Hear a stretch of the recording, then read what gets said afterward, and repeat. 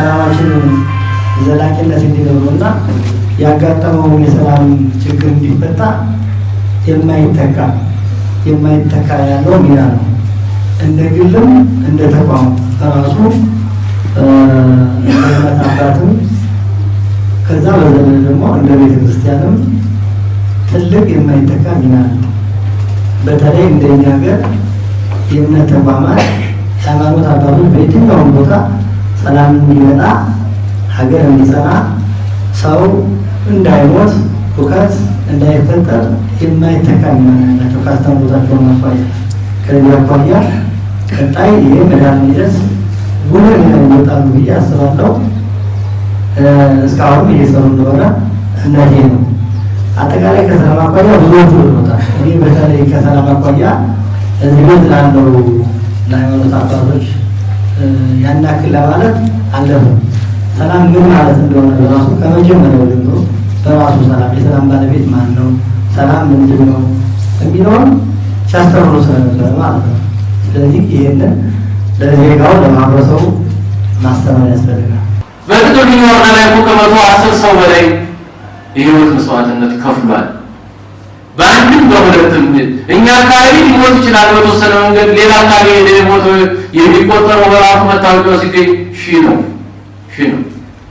አሁን ቅድም አባቴ ሲያነሱ የነበረው ሞተለሚ ሰንቀራው ሲያደብር አካባቢ እዚህኛው ወረዳ ላይ ወዲ አካባቢ አባይ አካባቢ ተወልደው ግን እንዋሄ ደግሞ ሞቷሉ። እንዋሄ አይደለም ምንጃር አካባቢ ደግሞ ሞቷሉ። የተለያየ አካባቢ ሲዘዋወሩ አካባቢያቸው ላይ ደማቸው ፈሷል። ለየትኛው ግዛት ነው እኛ የምንታገለው? ለየትኛው ግዛት ነው?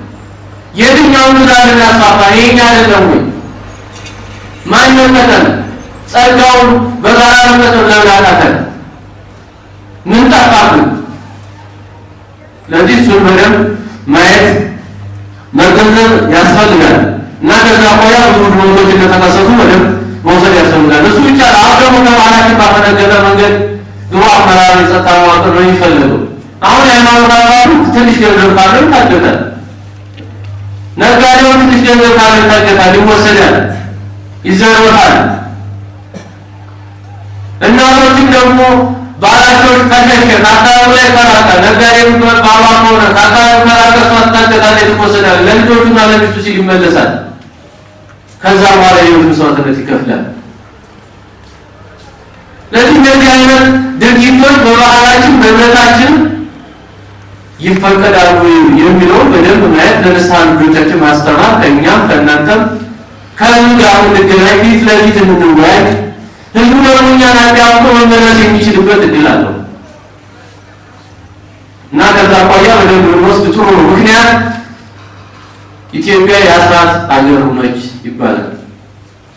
ኢትዮጵያ የአስራት አገር ነች፣ የጸሎት አገር ነች። ምንም አይነት አገር ብለን እናወራለን።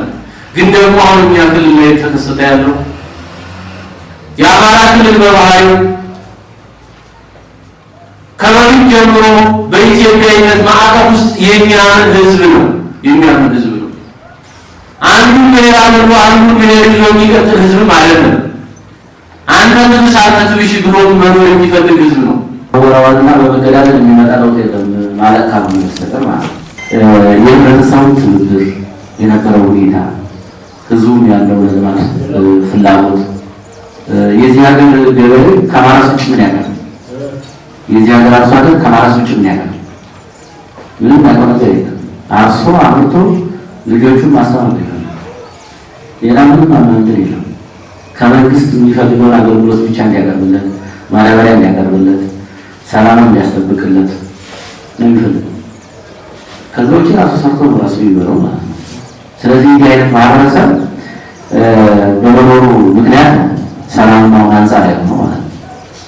ይህንን አሁንም ለህብረተሰባችን እየነገርን ሁላችንም የበኩል እንዲወጣ ማድረግ ያስፈልጋል ማለት ነው።